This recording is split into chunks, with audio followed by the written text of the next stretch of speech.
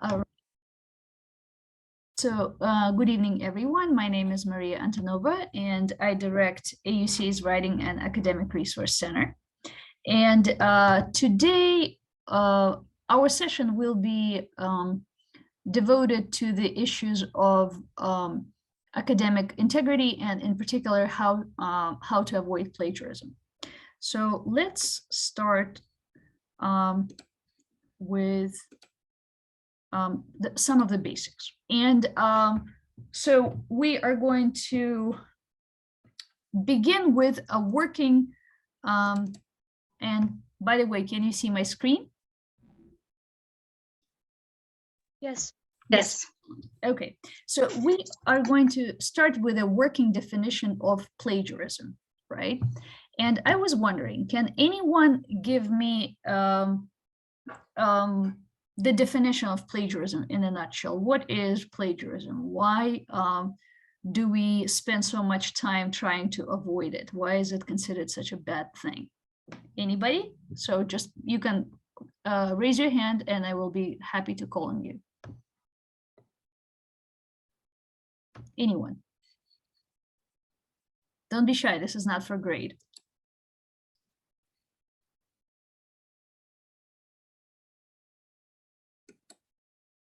Okay, Azamat, please. Thank you. Hi. Hi. Presenting others' works as yours. I'm sorry? Presenting others. Okay, good. Okay, I am going to follow up on this with a question. So what does it really mean to present others' work as yours? Is it when you explicitly say, you know, this, you know, you take let's say an idea from Maria Montessori and say, well, this is my idea, you know, it belongs to Azamat Alibayev. Is that how you present others' work as your own, or there are other ways of presenting others' work as your own? You can talk about it without citing to whom the work belongs or the findings. Excellent, good. And how much of that work, of others' work, do you have to present as your own for it to be considered plagiarism? Anybody? And that's a question for everyone. I think, Professor, 25% of our work, according to, yeah. Okay. Our work shouldn't contain more than 25% of the other ideas and things like this. I see. Okay, well, let us let me give you a working definition that I am familiar with, and then we are going to proceed from there. So so plagiarism is copying another person's words or ideas. So please take note of the fact that this extends not only to other people's words, but also and especially to ideas. So even if you copy a phrase or a single sentence without saying where you got them from, it is considered plagiarism. So even a single sentence, when copied from somebody else's work without telling where you got this from, is considered plagiarism. It doesn't have to be 24% of your master's thesis for it to be considered plagiarism. One sentence is enough, okay? Or one idea is enough. So it's basically as strict as that. Okay, so so that leads me to the next question, and that is, so if things are so bad, if plagiarism guidelines are so strict, does it mean that we should never, ever, ever use other people's words or ideas in our writing?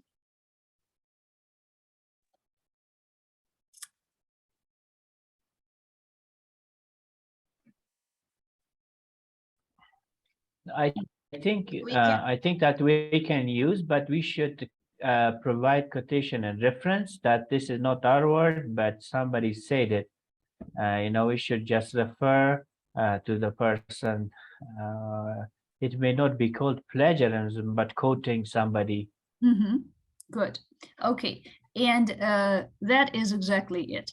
So we are not going to get very far if we never use other people's words or ideas, right? That's why we go to graduate school in the first place, right? To learn as much about what other people have done in the field before we do something on our own. So therefore, as I think Rahman just said, we are absolutely free to use other people's words and ideas, just as long as we say where we got this from. And there is a very important verb that comes with this, and that verb is cite, C-I-T-E. So that's what we do, right? We indicate the source. As long as we cite where we got this information from, then generally we are okay. So am I clear so far? I think we're okay so far. We haven't gotten very far yet. Okay, so another piece of good news, apart from the fact that we can use other people's words and ideas, is that there are some things that do not need to be cited at all. And that is what we call common knowledge. So common knowledge is something that is some information that is generally so well known that you do not need to cite it at all. So, for example, types of common knowledge include facts that readers know. For example, there are 365 days in a year, right? That is the information that is generally known to everyone, so we do not need to cite it. So facts that are easily verified, for example, Nairobi is the capital of Kenya. You can just look it up in every atlas or on any map, and therefore there's absolutely no point in citing it. Okay, and of course there are common expressions or cliches such as all is fair in love and war. Those expressions have been around for a very long time. Probably at this point it would be impossible to trace the author, so therefore we do not need to cite them either. Okay, all right. So, okay, right. Pizza is better than spaghetti. Kyrgyzstan is the best country in the world. Well, that is really a matter of opinion rather than fact, but but a good try, Azamat. Okay, so now, but let us imagine that, but you being, most of you being graduate students, you are probably dealing with information which is fairly narrowly specialized. That is, you are using information that people do not generally know. So it does need to be cited in some way. And I wanted to ask you, so let's say you are reading a book and you want to use a part of this book, right, in your paper. So how would you generally go about it? Let's say there is an idea, for example, from Carol Dweck or Dewey or Vygotsky that you want to use. How do you go about it? Azamat, your hand is up. Using in-text citation. So I really take the main idea of the book. Good. But I mean, in brackets. What do you do with the words themselves? What do you do with that piece of text that you are taking? As long as I'm not copying and pasting and paraphrasing, I just use my own words and then do the in-text citation. Excellent. So Azamat has taken us to basically what I was going to cover next, and that is to the idea of paraphrasing. Most of the time, what we take from the books or the articles that we're using are not the exact words. Most of the time we take from those sources, what we take from those sources is ideas, right?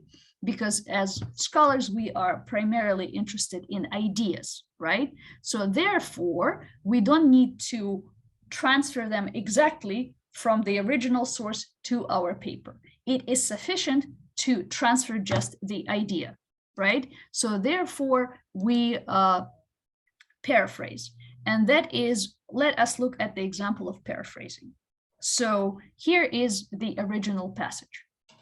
Long-term memory, that immensely complex storehouse, has also been most extensively studied with the use of verbal materials usually presented in the form of long lists. As we shall see, this approach has resulted in some extremely important findings, but it has also been a bit misleading. After all, remembering lists of words is somewhat different from remembering conversation, a recipe, or the plot of a movie.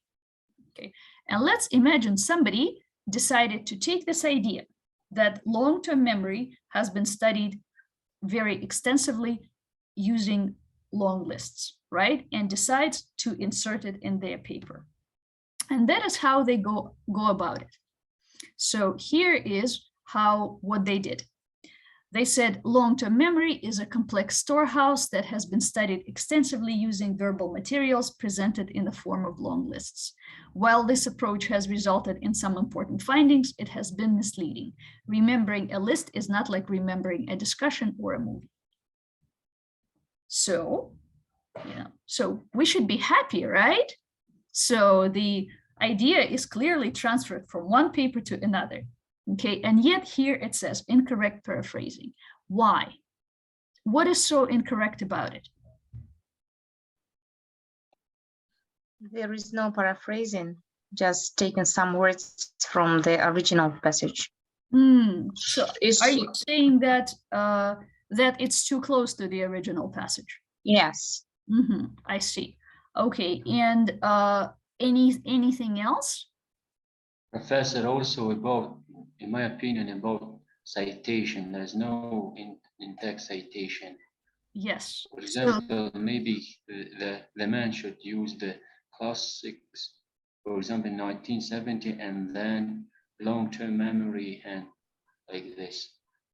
Excellent. So both of you are right that there are two big issues with this attempt to paraphrase. First, the person, it's too close to the text, because a paraphrase, even though it takes the person's ideas, it has to be expressed in your own words, right? So the idea has to survive, but the verbiage has to be different, right? And in this case, it's just too close. It's just an abbreviated version of the original passage. And the second big oversight here, and that is it is missing a citation, right? We don't know where the author of the paper got this information from. So the person, we can say, pretty much plagiarized twice here.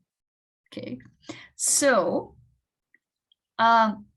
so here is our attempt at correct paraphrasing.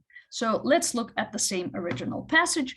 Long-term memory, that immensely complex storehouse, has also been most extensively studied with the use of verbal materials, usually presented in the form of long lists. As we shall see, this approach has resulted in some extremely important findings, but it has also been a bit misleading. After all, remembering lists of words is somewhat different from remembering a conversation, a recipe, or the plot of a movie. Klatsky, 1975, page 17. And let's look at this.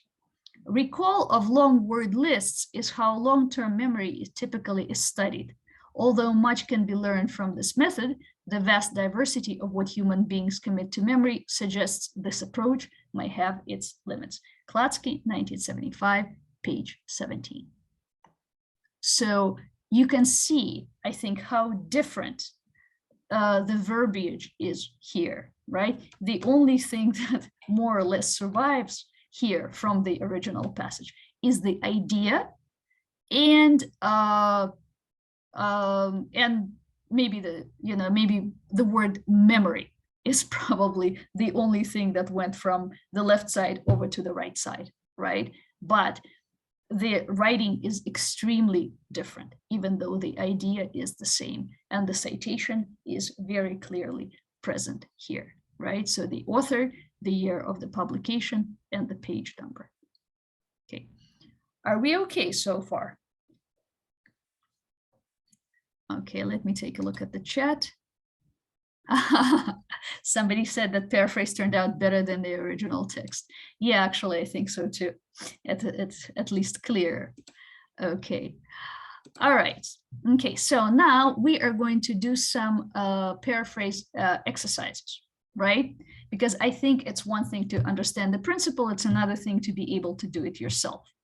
So let's do this. So the first method we're going to use is tell a friend. Okay. And that is, we read the... Sorry, May I have a question. Yes. Regarding the last, yes. Do we need write like after paraphrasing in brackets author, year, after paraphrasing? What do you think? Do we need to write? What do you Do think? we need to write in brackets after paraphrasing, correct paraphrasing this? Yeah, I heard you. What do you think? Class on the right. What do you think? I mean, where does the idea come from? Just because you wrote it in okay. Yes, because you wrote it in your own words, recorded it in your own words, doesn't make it your idea. Therefore, it still needs to be cited. And like I said at the beginning, right? The rule of citation covers both ideas and words, right? Recording an idea in your own words doesn't make it your idea, right? So therefore, the credit is still due where it is. Does that answer your question? Yes. Great. Thank you.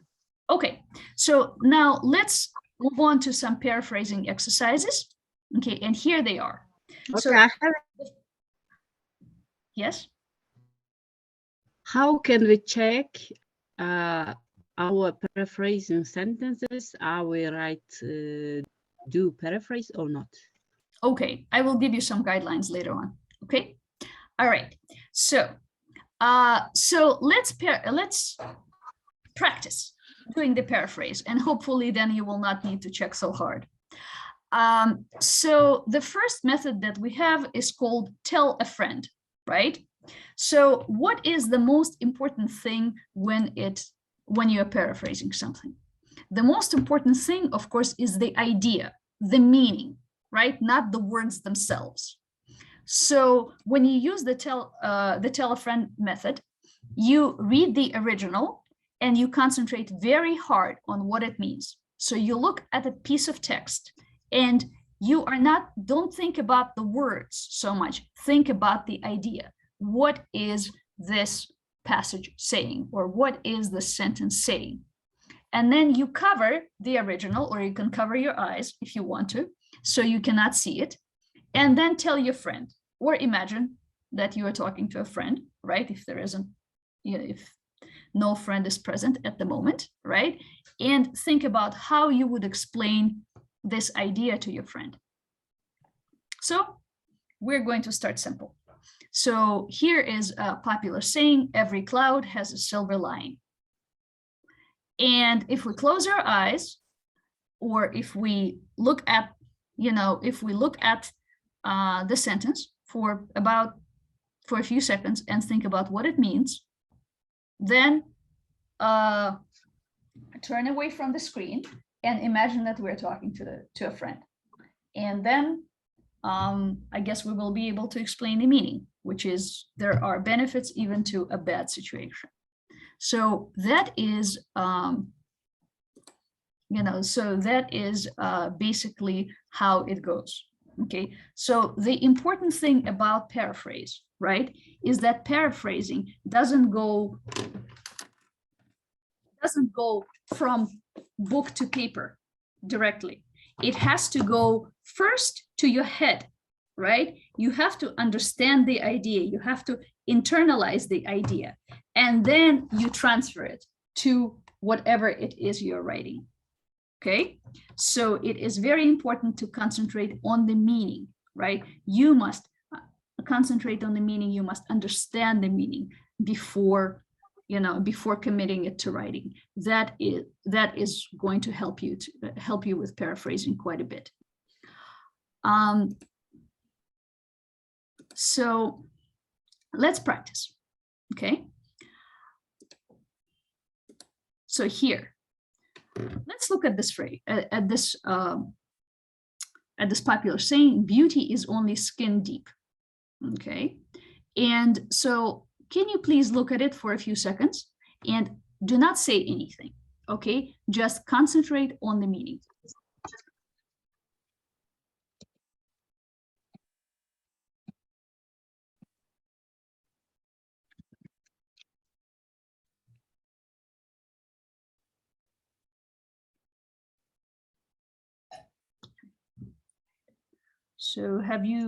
So do you think that you got the meaning of this, of the saying?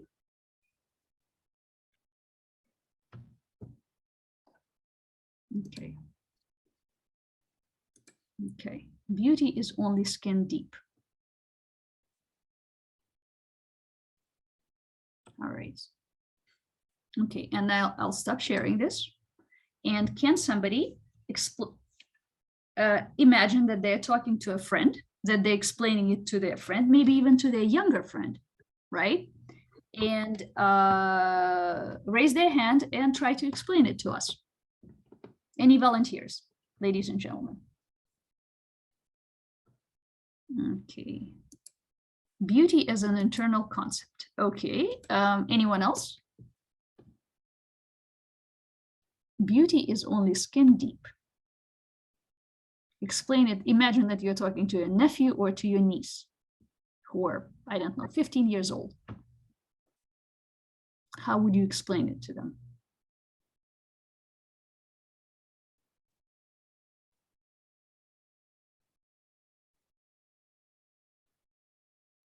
What, nobody has any friends?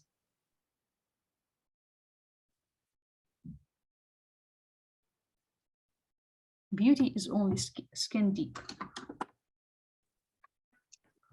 Can I say? Go ahead. Beauty does not last long, and it's not something that is forever. Mm-hmm. Okay. All right. Good. Any other tries? The main thing. Oh, very good. Okay. And somebody actually managed to paraphrase it without even using the word beauty. Jazgul Tashtanova, who said in the chat, the main thing is for the person to pay attention to what he has inside. That's pretty good. That's pretty good. Okay, that, ladies and gentlemen, is a paraphrase. Okay, Mr. Tashtanova was able to completely internalize the concept and express it pretty much without repeating any of the words in the original sentence. Okay. That's, you know, and that the only way that happens if you actually think hard about the meaning of the meaning of what you're reading. Okay. All right, so let's go back to our, okay, so this works very well. Okay, so let's talk a little bit about what paraphrase is and is not. Paraphrasing is not changing the sentence structure. If you say skin deep, beauty only is, it's not going to make it a paraphrase, okay? You cannot substitute words using a thesaurus. If you, instead of beauty, you say attractiveness, just say attractiveness is only skin deep. It is still not going to be a paraphrase.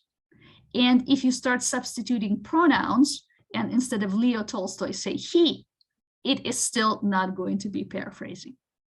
As we have said before, but it is always a good idea to review, the most important thing that paraphrase is, it is internalizing the idea of the passage, understanding the idea of the passage. It has to go to your head and it has to be comfortable there. And then it has to come out of your mouth. It has to be expressed in your own words, right? So you are restating and summarizing somebody else's idea, but you're also giving credit if what you're using falls outside. For very simple language, Maria. For example, it is beautiful. We said, even if we internalize it, it is someone's thought. How can we bring it back if we are not going to change the beautiful to pretty or something? Okay. It will be like 100% similar language then. Okay. If you let me finish. Okay. You kind of broke up my flow a little bit, so I'll just finish my sentence. Sorry. And you can ask a question again. Okay. So, and as I was saying, the important thing is also if it falls outside of the area of the common knowledge, there is a citation. So a paraphrase must have both of those things, right? It has to be your own words, somebody's idea in your own words, and it must have a citation. Then you have a paraphrase. Anything else except for that is going to be plagiarism. Now, Mr. Farhad, I'll be happy to take your question. I apologize for just cutting your voice, Professor Maria. I was just thinking that sometimes the language is very simple, like one sentence, the way we were talking that it is beautiful or something, which is a very short like statement. And if we want to just bring this back to a language, I think we cannot even paraphrase. The only way is to quote and just like provide citation, yeah? Or you think that it could be internalized and then we could replace the word beautiful with some other words as an example? Well, Ms. Tashtanova just did it absolutely brilliantly in the chat. She didn't even use the word beauty, right? She said it is important to pay attention to what is on the inside rather than the outside. She took a 5-word sentence and she was able to paraphrase it without repeating any of the words. Okay, but if you are asking, in which case do we paraphrase and in which case do we just take the words? Do we do direct quotation? We do not do direct quotation when paraphrasing is too hard. We do direct quotation when the words are more important than the idea. Okay, so if you want to preserve these exact words, right, rather than just the idea, then you do direct quotation. Then you just take those words, put them in your paper and cite them. If keeping the idea is enough, right? Like, for example, in case when you are writing a literature review, right? Most of what you are dealing with is ideas, right? In that case, we resort to a paraphrase. Has that answered your question, Mr. Farhad? Yes. Okay. Thank you. Yes. Excellent. Okay, Azamat, your hand is up. Thank you. I think I was also having similar thoughts as Rahman. Mm-hmm. I'm trying to gather information, particularly about some, policies that are adopted, designed globally, and then Mm-hmm. they're delivered to different parts of the world, like, on national levels. And it seems like there are certain ways, Mm-hmm. there are certain terms that are fixed, right? So the authors talk about it, Mm-hmm. and then I kind of feel running out of ideas how to change it. For example, policy adoption, policy transfer. Mm-hmm. I don't know, what else can I come up with that? It seems like to certain words or terms, I have to stick. Yes, Can't really change terminology, absolutely, right? But we are talking about whole sentences or whole passages here, right?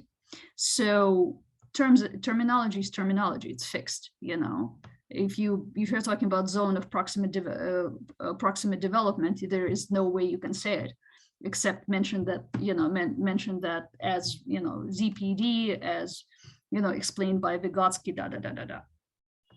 So okay, now let's look at another example of a paraphrase. So far we have dealt with very short sentences, and very short sentences are usually pretty easy to paraphrase, right? What do we do when the passage is a little bit longer? right? It's not, it gets a little bit more complicated. So let's look at this slightly longer passage. So there is an element of sacrifice and obligation. Women are expected to make many things secondary once the husband comes along, to devote their energies to him and his house and the building of another family unit. Work Penny, what does life tell us about love? So, and here is another method that I wanted to introduce to you, and that is not tell a friend method, because telling a friend becomes a little bit more complicated. So we will try in this case a method called chunking. And I think we all know what a chunk means. A chunk means a piece, right? So you break up this passage into pieces, and then you paraphrase each piece. That's what it basically is. So there is an element of sacrifice and obligation. Women are expected to make many things secondary. So what we do is that we paraphrase this first chunk. Women must give up time and energy for themselves. Once the husband comes along, can somebody paraphrase that? Gets married. Once she gets married, yes. To devote their energies to him and his house and the building of another family unit. Okay, women are expected to focus on taking care of their husband, home, and children, right? So we have three chunks which we then join into a sentence. After they get married, women must give up time and energy for themselves because they're expected to focus on taking care of their husband, home, and children. And the one thing that we did not forget here, who is the citation. Okay. All right, so let's try this. Okay, and here, as the chain, McDonald's expanded nationwide in the mid-60s as the chain. It sought to cut labor costs, reduce the number of suppliers, and ensure that the fries tasted the same in every restaurant. Schlosser Eric, why McDonald's fries taste so good. Okay, so ladies and gentlemen, if you have a piece of paper, it's going to be hugely helpful. If you don't, you'll just have to do it in your head like math. Okay, so let's look here. As the chain, McDonald's, as the chain, that is McDonald's, expanded nationwide in the mid-60s. Okay, can somebody paraphrase this chunk? And remember, concentrate on the meanings, not on the word, on the meaning, not on the words. So the first chunk. When somebody is ready to paraphrase it, just raise your hand and I will be very happy to call on you.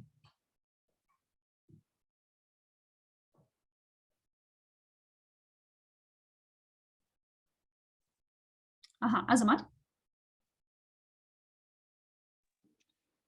When McDonald's grew Grew where? in the country. Good. All right. Okay. It sought to cut labor costs. It sought to cut labor costs. Anybody?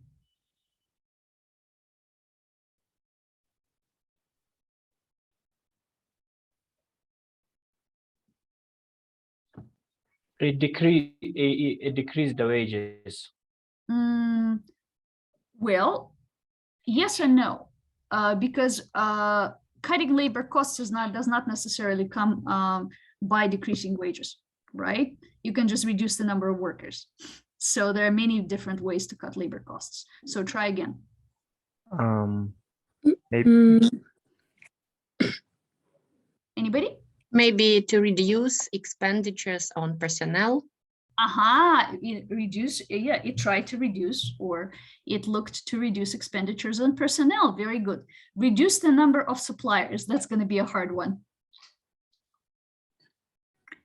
We have something in the chat. Azamat.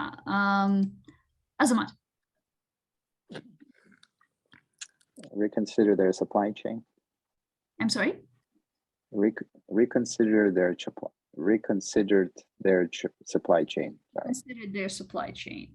I would say, instead of reconsidered, I would say streamlined, right? Because the number is reduced, right? So I would say probably streamlined the supply chain and ensure that its fries tasted the same in every restaurant.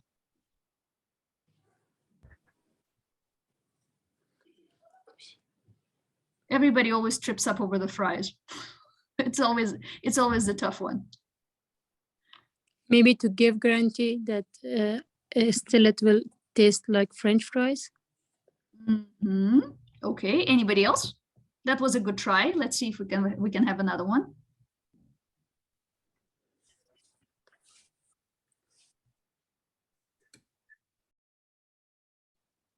Azamat, your hand is still up, so I'm not sure whether it's left over or whether, okay, got it. All right, so anybody else? Maybe that every branch would have the same taste, but I would still avoid using the same word. I'm still thinking on how to do that. Okay, good. Well, the question is that, the one thing that I was going to give you the happy news later is that you can't avoid every single word, right? I like, in this case, the word fries, but pretty much I don't think there is any way around it. So we must keep the word fries someplace in there. Okay, so Azamat, you said ensured quality control.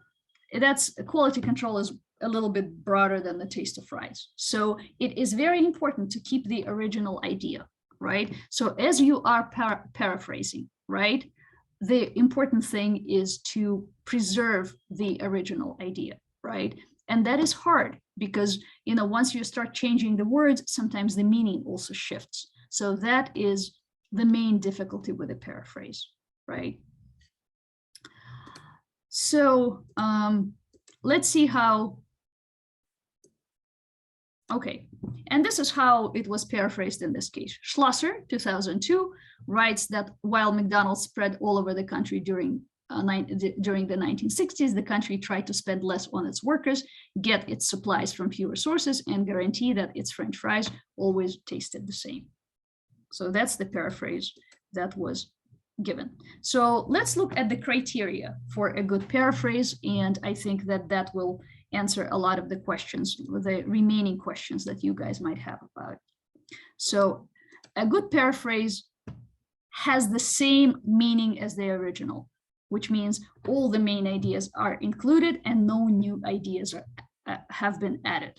So, and that is the most important thing, right? If you're saying that you got this idea from Dewey, it had better be Dewey's idea, right? And not your own.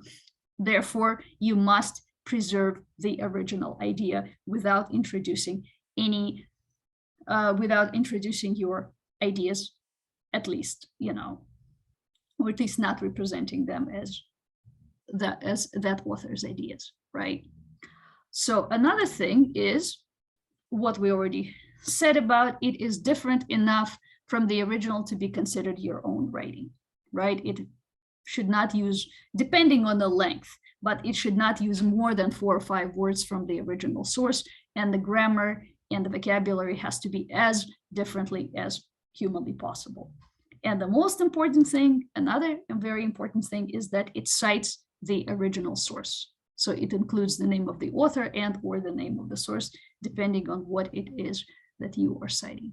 If you hit those 3 points, you have a good paraphrase. Any of those, even if one of those points is absent, then your paraphrase needs to be revised. Ms. Amani, you have a question. Yes, it means we can have 4 or 5 words in a paragraph, or for example, we're writing summaries, and whole summaries between 215 and 300 words. Well, this is a little arbitrary, right? I mean, it's not math, it's not fixed, but basically if it looks like your own writing, then, then it's a good paraphrase. If it doesn't look like your own writing, if it's too close to the original, then it's not a good paraphrase. And that is basically up to your reader to judge that. Okay? So. Okay, thank you. You're very welcome. Okay, good. Now let's move on to in-text citations, right? So in-text citations are, as I have said before, this is when you want to keep the person's words, right? When the words are important and you want to make sure that those words are mentioned in your writing, right? So here, One of the most powerful ways of developing intelligence, however, is simply engaging the learner in their own educational process, or as John Dewey put it, securing the participation of the learner in the formation of the purposes which direct his activities in the learning process. So you see there are two lines that have been taken from Dewey, right? And the fact that they have been taken straight from Dewey and transported to my essay, right? It is indicated by those quotation marks, right? And that is, and once again, you can see there is the name of the author, the year of the publication, and the page number. Okay, all right. Any questions so far? Wonderful. Aha. So Ms. Amani and then Azamat. I have a technical question. Our professor said that there is some sites that professors can check how many percentage our summary or our paper is like plagiarism. When we are taking these quotations, these words will be count like plagiarism or not? Good. I will be very happy to answer that question. So there are definitely special sites that check the presence of outside sources in your paper. But those sites are dumb. What they mean is, what those sites do is that they show the percentage of outside sources in your paper, right? It says, like, for example, that, let's say 28% of your paper uses outside sources. It doesn't say whether that percentage is used ethically or unethically. Then your professor sits down and checks this manually. So every instance, right? You know, when it is every instance that is highlighted by that site, right? A professor looks at and says, aha, so there are quotation marks and there is a citation. Good, you know, that is used ethically, not a problem. Do you know what I mean? So all that site does is that flags the presence of outside sources in the paper, but there, but the site is not smart enough to check for ethical versus not unethical use. That is something that your professor does manually. That's what I did. Okay, clear? So if a website says 37% of papers outside sources, don't be scared, right? If it is, if you have used those sources ethically, you have nothing to be afraid of. Okay. All right. Okay, Azamat, you had a question.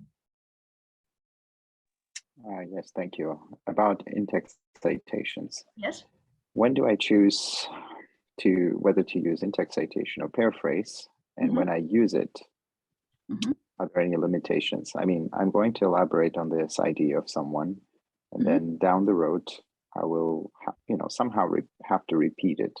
So is it later that the expectation I paraphrase it, or I can again just put it in the brackets and put it in brackets or in quotation marks? Quotation marks, sorry. So your question is, when do we use direct quote, and when do we use paraphrase? Is that? Yeah, but more like, how do I decide? When do I decide when to use it, as opposed to the paraphrase? And then once I use it, is the expectation I can't do that anymore? I can use it several times. No, you can use it as many times. You can refer to the same author as many times as you want, first of all. I mean, if you are, some people write whole books about one person, right? And they, and they put citations hundreds of times. So that's not a problem. The problem is, as to when to paraphrase and to when to use a direct quote, that is a judgment call. The main thing for me, the main criteria for me was always, do I need the idea or do I need the exact words? Okay. For example, let's take a school situation, right? Two boys are fighting. And one of them says to the other, "You're an idiot." And then, of course, the boy who has been called an idiot wants to go into complaint to the teacher and say, "The teacher, my friend called me not a very smart person." So what did he do here? He paraphrased, right? And in this case, a paraphrase doesn't work very well. You need the exact words, okay, to make a powerful statement, okay? So that is when then you go for the direct quote, okay? So if the idea itself is sufficient, that's when you use a paraphrase. So for most part, we operate using paraphrases as scholars, because scholars, a lot of the times, they use other people's ideas rather than the exact words. So a direct quote is more rare than a paraphrase. A paraphrase is significantly more widespread, and your writing cannot consist of other people's quotes all the time, right? So basically a paraphrase is going to be what you're going to be mostly using. A direct quote you keep for very, very important, for juicy bits. Is that clear? Does that answer your question? Okay, excellent. All right, okay.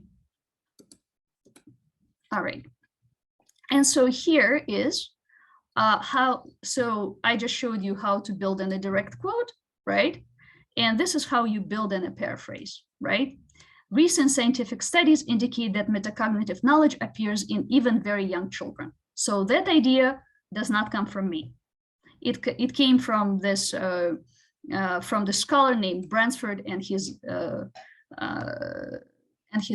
merry band of friends, right? Because it says et al, so there are other authors involved. So Bransford et al, 2003, page 95. Enabling educators to employ metacognitive strategies much earlier than previously thought. So as you can see, the first half of the sentence is not my idea. The first half of the sentence belongs to Bransford and et al, right? I just paraphrased it. And the second part of the sentence, that comes from me. Okay, so as soon as their idea ended and mine began, so as soon as their idea ended, I put in the citation marking, the place where their idea ends, and then I started on my own thing. Okay, clear? All right. So, and as you know, in-text citations, be it a direct quote or a paraphrase, it only contains very basic information. Obviously, because you don't want to overload your essay with like names of books and all that other extra information, right? It depends on the citation style, but if we are using APA, and I assume this is what you guys are using, then you have the author's name, the year of publication, and the page number, right? This is just the basic information that needs to go in the body of the essay. But, for example, Bransford or Dewey, they might have written several books.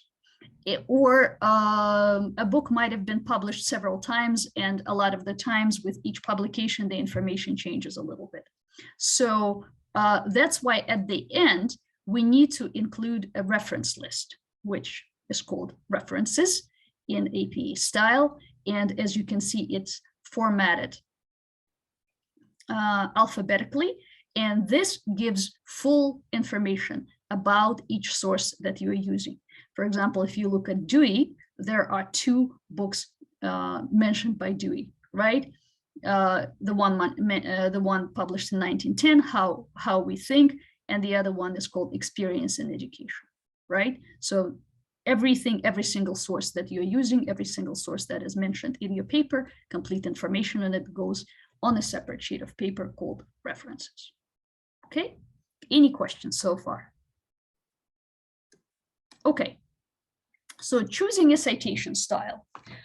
There are many different ways of citing sources. Some of them are very similar, some of them are quite different. There is APA, there is MLA, there is Chicago, and so on and so forth, right? The easiest thing, instead of trying to guess which one to use, ask your professor. Your professor will tell you, just do it APA, or do it MLA, or do it Chicago. And these are some basics about how to reference things from books or reference things from the website. But honestly, you don't need to remember that, because what you have these days, and this is what I did not have way back when, it is automatic citation generators.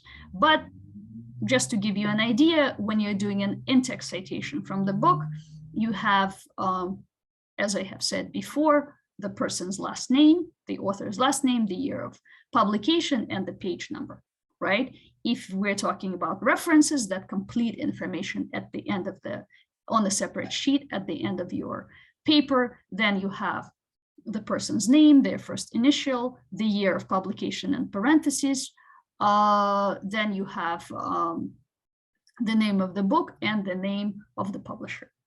Okay, and you, like I said, you don't need to write it down. There's just tons and tons of examples of this out there.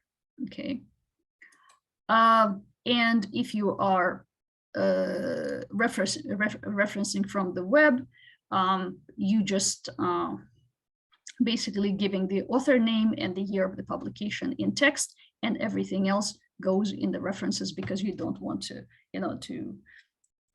put this whole, like the name of the website in your paper, obviously.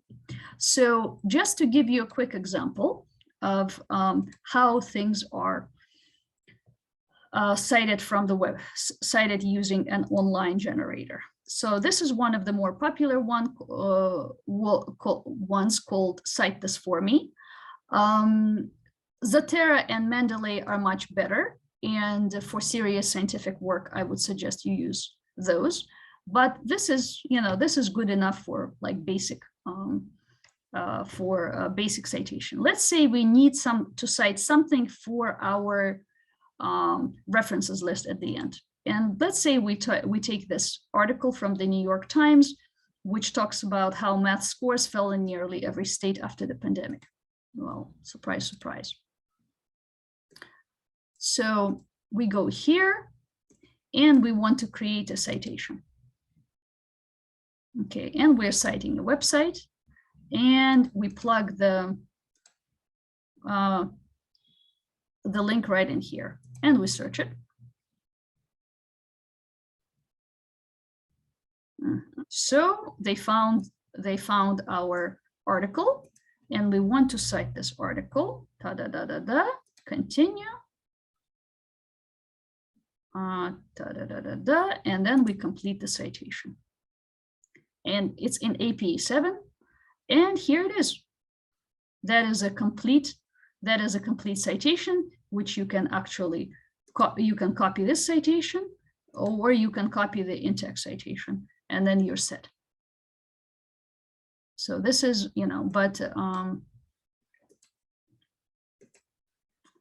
so that's basically how it works. So there are automatic citation generators. Do not over rely on them, but they are really hugely helpful, because like I said, in my day and age, we had to use reference books for that, which was a lot of work.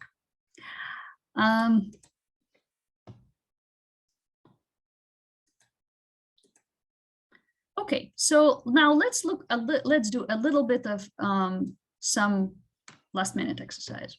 So to have a room of her own, let alone a quiet room or a soundproof room, was out of the question unless her parents were exceptionally rich. Okay, and this is an incorrect citation. According to Virginia Woolf, in the room of one's own, to have a room of her own, let alone a quiet room or a soundproof room, was out of the question unless her parents were exceptionally rich. So we have the author and we have the book. So why is it an incorrect citation? Because it's a word-for-word copy of the original passage. Very good. Anything else? It also doesn't mention the year of the publisher, the page. Right, so there isn't a proper citation, right? So here is how it would go, right? First of all, because it's as you said, because it's a word for word copy of the original passage, we would need to use quotation marks. And then we would need to have a proper citation at the end. Here, meanwhile, his extraordinarily gifted sister, let us suppose, remained at home. Wolf, Virginia, Roman 1 zone, page 53. Meanwhile, his extraordinarily gifted sister, let us suppose, remained at home. There is a proper citation. So what's the problem? Right. Okay, I can see. I can see as a must. Exactly. So all that it is missing is quotation marks. Okay. So this is the summary, essentially. So as we have discussed fairly extensively, occasionally you will quote directly from a source, but most of the time you should paraphrase what you read, because most of the time we are discussing ideas rather than specific words. Okay, use specific words when you really, really need them, when you need to strengthen your argument by using those words exactly. Okay, a paraphrase does not require quotation marks, but a direct quote does.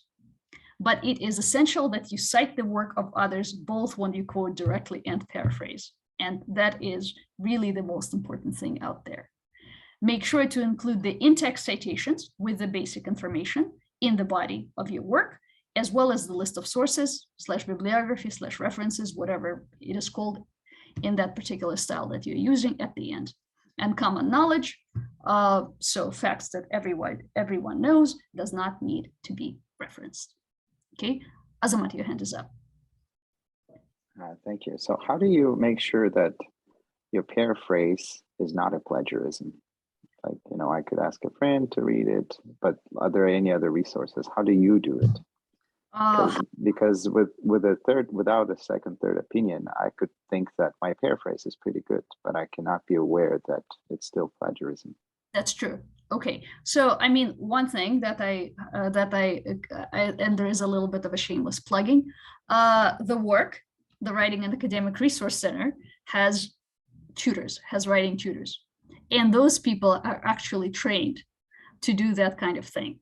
They're not trained in pedagogy, but they can certainly tell the difference between a good paraphrase and a bad paraphrase. And this is what those guys are sitting there for. They are that second pair of eyes, okay, that are a little bit better than a friend because they are professionally trained, right? But not as scary as a professor that you can go and show your paraphrase to. But that is, like I said, it's a judgment call a lot of the times. If it sounds like your own writing, then it's a good paraphrase. If it sounds like the writing of that other guy, then probably not. Okay, all right. So here are some resources. So our page has a vast amount of writing related resources, which I will be happy to show to you. This is the work page, resources for students. There is writing genres, parts of an essay, and writing genres, by the way, has all those juicy things that you might need. Like, for example, literature, examples of a literature review, examples of an annotated bibliography, examples of a research proposal, and so on and so forth, examples of an abstract. So it has parts of an essay, so how to write an introduction, how to write a body paragraph, how to write a conclusion.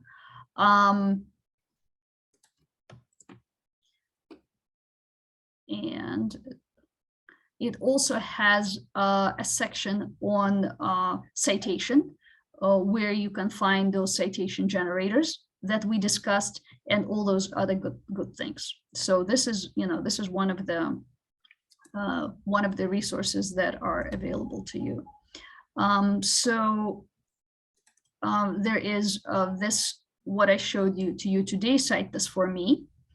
There is owl/purdue.edu. It's a site maintained by Purdue University in Indiana, and it is probably the best, most current cite when it comes to all the different citation styles. So they have APA 6, they have APA 7, they have MLA, they have, you can pretty much go there with any scenario and find information there. Like, what do I do if, you know, if it's like 3 or more authors, how do I cite that? They will have answers to those kinds of things, right? And then there is some, and since you guys are using APA 7 most likely, I suspect that's the case, then there is a specific guide on using APA 7. So, and yeah, and that I believe brings us almost to the end of our presentation. There is something that I wanted to cover with you that I missed at the beginning. And that is that plagiarism is commonly people divide it into 2 types, intentional and unintentional. So intentional is when you know that you're plagiarizing, that the kind of plagiarism which was very popular in my day and age was you go to a library, you pull down a book, you copy down from the book, and then you turn it in to your teacher, right? So then the second type of intentional plagiarism was very popular during my student days, and that is, you know, you pay $10 and you download a paper from the internet, right? So now the most popular type of plagiarism is cutting and pasting sections to create a paper. So this kind of a Franken paper that teachers see a lot, right? And in those cases, students usually know that they're plagiarizing, but doing it anyway. And there is an unintentional plagiarism, and that is omitting a citation or citing incorrectly. And I think that today you saw some of the examples of unintentional plagiarism when somebody mentioned Virginia Woolf, when they mentioned The Room of One's Own, but it still is not a correct citation. Therefore, it is still considered unintentional plagiarism, right? Or paraphrasing incorrectly. We spent a lot of time discussing, you know, what happens when a paraphrase is too close to the original text. And the third, least common, but still happens, is when a person doesn't put quotation marks around the whole quote, but around part of the quote, right? And a part of the quote is just sitting there, you know, sitting there without the quotation marks. It happens occasionally. So unintentional plagiarism has happened to all of us. And I think ultimately, but so today's, you know, today's workshop was basically to help you avoid as much as possible unintentional plagiarism, right? Because ultimately professors don't care whether it's intentional or unintentional. It's not like, you know, it's not like murder, right? You know, whatever in your head, you know, it doesn't matter, like whether it's intentional or unintentional. Murder plagiarism is plagiarism, and people are generally tend to be penalized for plagiarism equally, regardless of whether it is intentional or unintentional. So therefore, a certain amount of care needs to be invested into avoiding unintentional plagiarism. I guess that's what I wanted to say.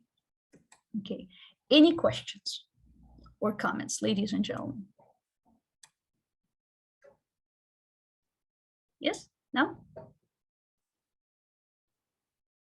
right. Thank you. The session was really informative and useful. Okay, well, that was my pleasure entirely. If you have any questions, you can stop by room 229, and of course our tutors are based in 228. So if you need any help, for example, with looking at paraphrase or something like this, feel free to